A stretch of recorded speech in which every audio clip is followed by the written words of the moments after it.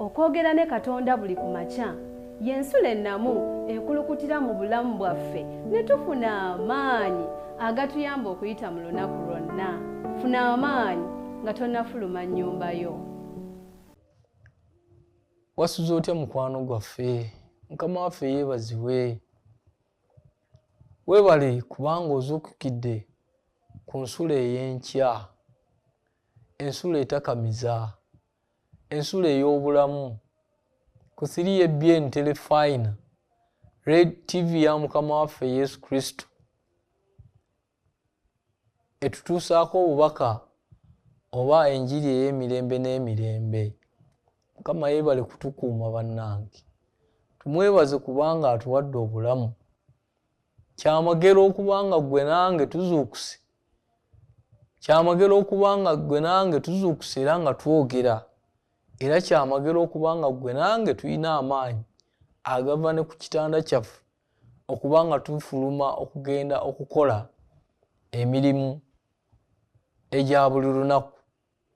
Kyamagero mukwano gwange kubanga ofuna ekyokulya.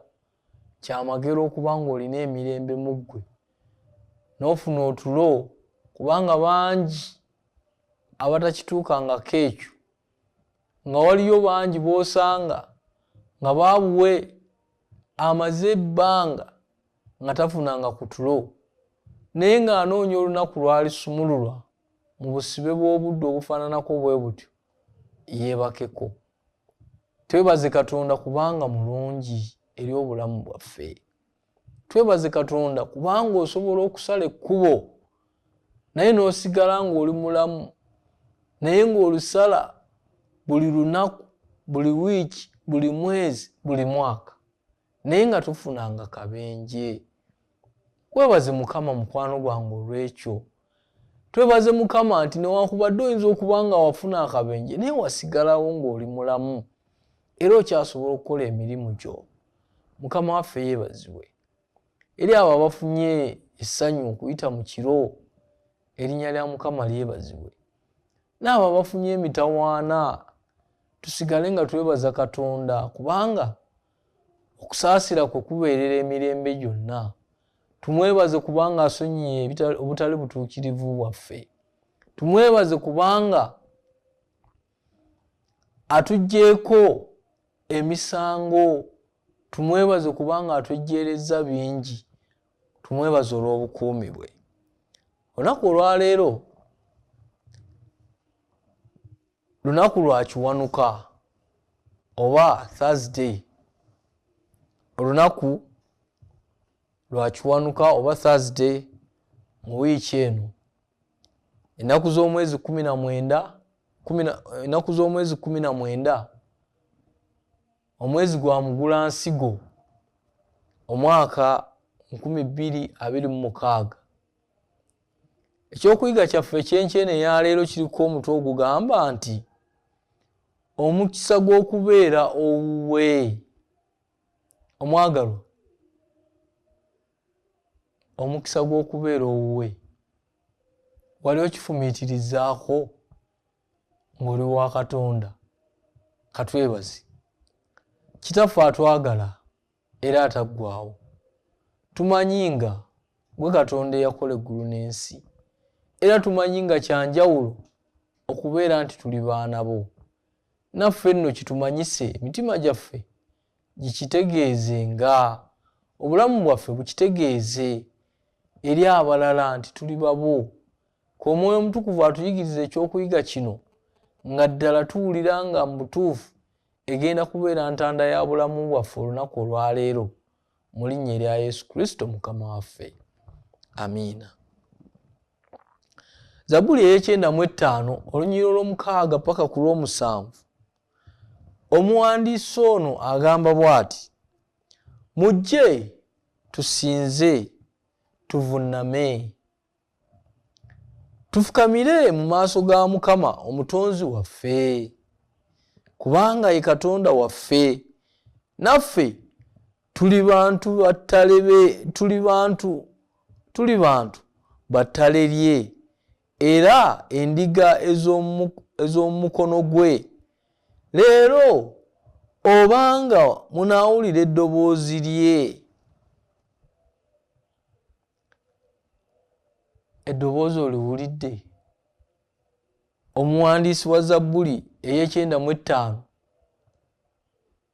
lyakoowoleramu abo bonna aba Katonda, agambye nti mujje tusinze, tuvunname, tufukamire mu maaso ga Mukama omutonzi waffe.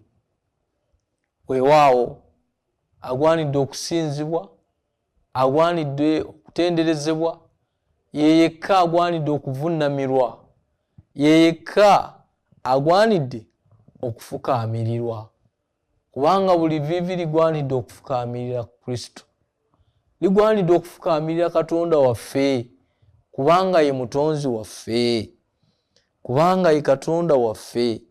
Naffe tuli bantu ba ttale lye, tuli bantu ba ttale lye, tuli abo ab'omu ddundiro lye, ekitegeeza nti atulabirira ne we tubeera mu mbeera efaanana etya, oba mu nsiko oba waka, tuli mu ddundiro lye era afaayo eri obulamu bwaffe. Ensolo ez'oku ttale nga bwe zibeera ku ttale, ng'empologoma bw'enoonya ekyokulya, Mukama n'agigabirira. Nga akamyu bwe kadduka obulamu bw'ekyo ekikayigga okukamiza omusu, bwe kityo Mukama bw'afaayo eri obulamu bwa buli muntu yenna, kubanga nga bw'ataasa obulamu bw'ensolo ez'oku ttale n'azigabirira n'aziriisa, bw'atyo taasingewo eri abantu b'oku ttale lye, ffenna ababe.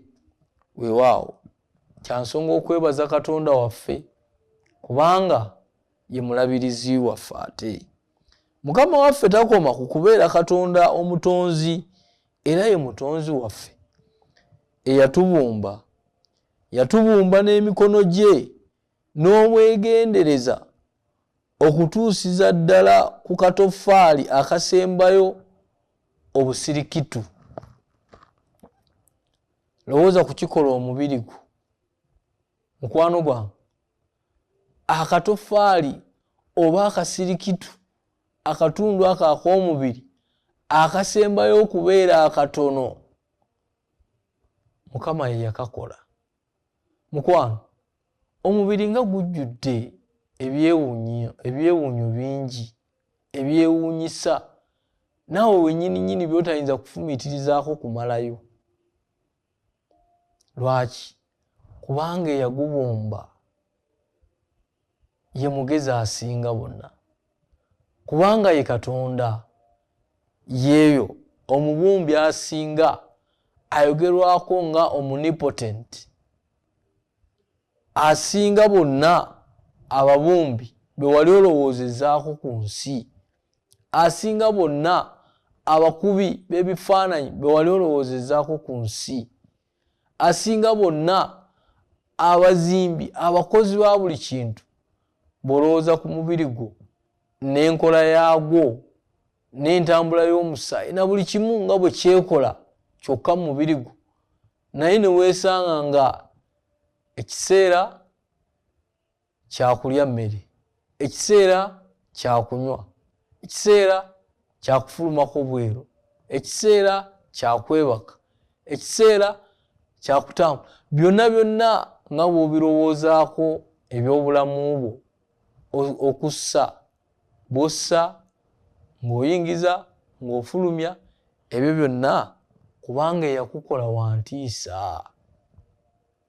Mukwano gwange, omuwandiisi wa Zabbuli endala agamba nti, naakwebazanga kubanga okukolebwa kwange kwa ntiisa, kwa kitalo, emirimu gyo gya kitalo, n'ekyo emmeeme yange ekimanyidde ddala.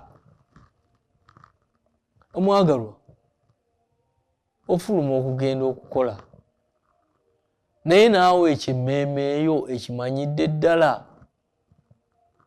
Okimanyidde ddala nti Mukama okukolebwakwo yakukola nga oli wa ntiisa era oli wa kitalo. Sisitimu y'omubiri gwo engeri gyekolamu wali okifumiitirizaako, wali oyimiriddeko awo n'ofumiitiriza n'ogamba naye lindako.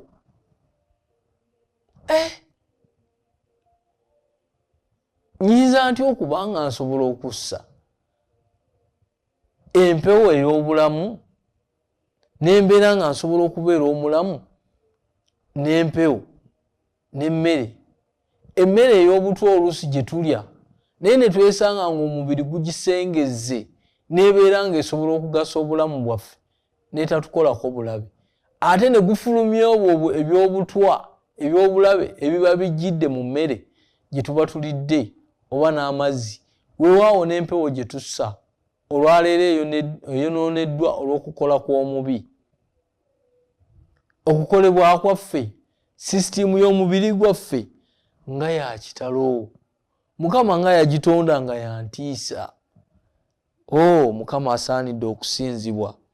Eyo nno Zabbuli ya 139 olunyolo 14 bw'atyo omuwandiisi bw'agamba. Twali tuyimiriddeko awo ne tulowooza ku kalonda w'omubiri gw'omuntu.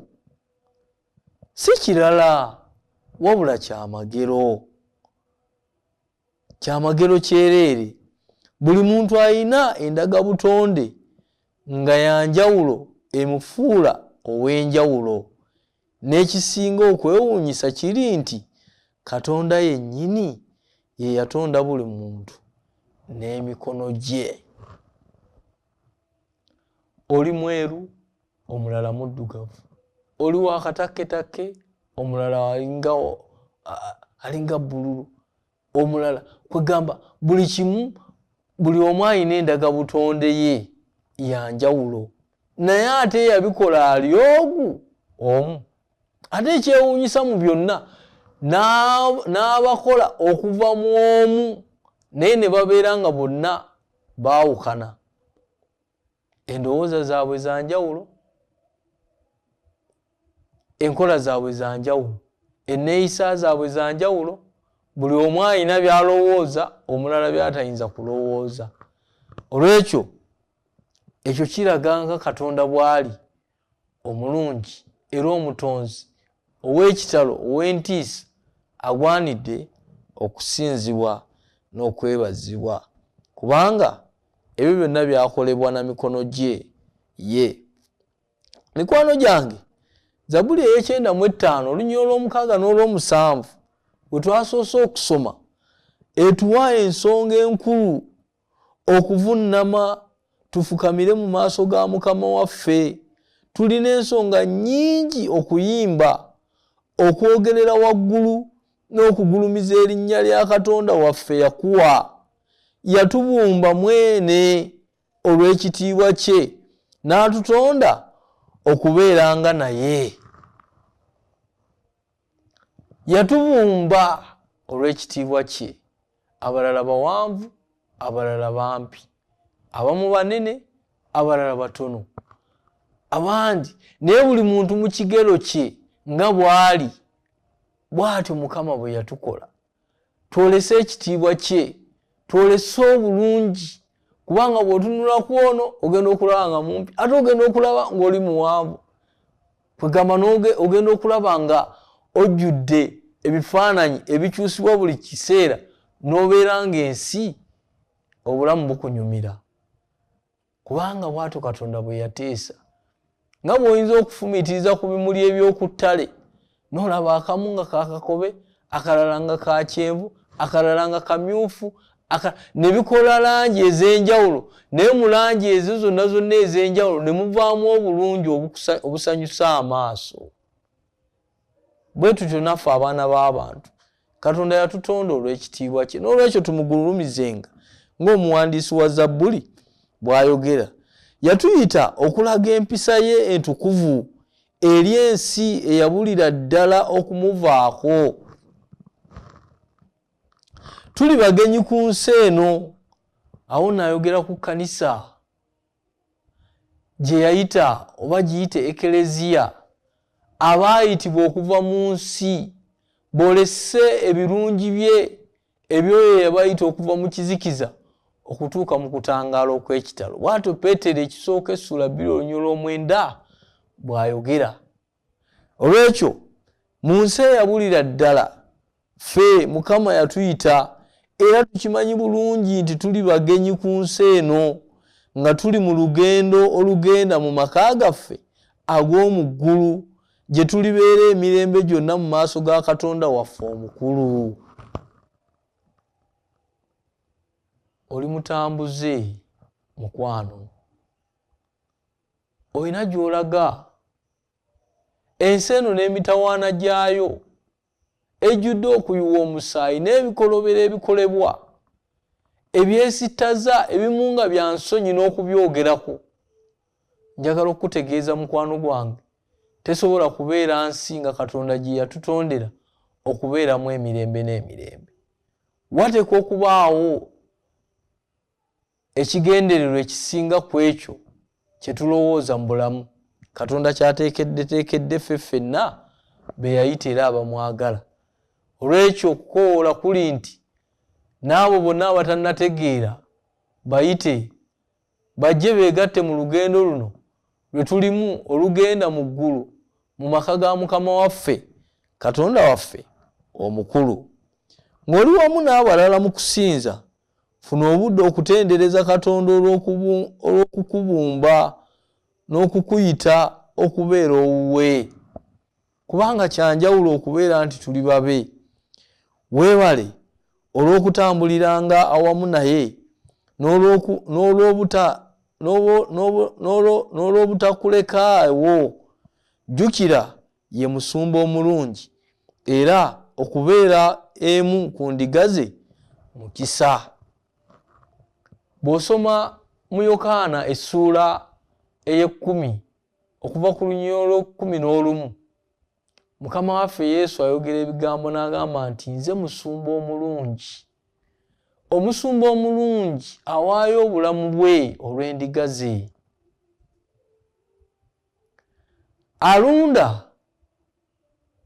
Alundira empeera, omusege bwe gujja alekawo endiga. Omusege guzisaasaanya,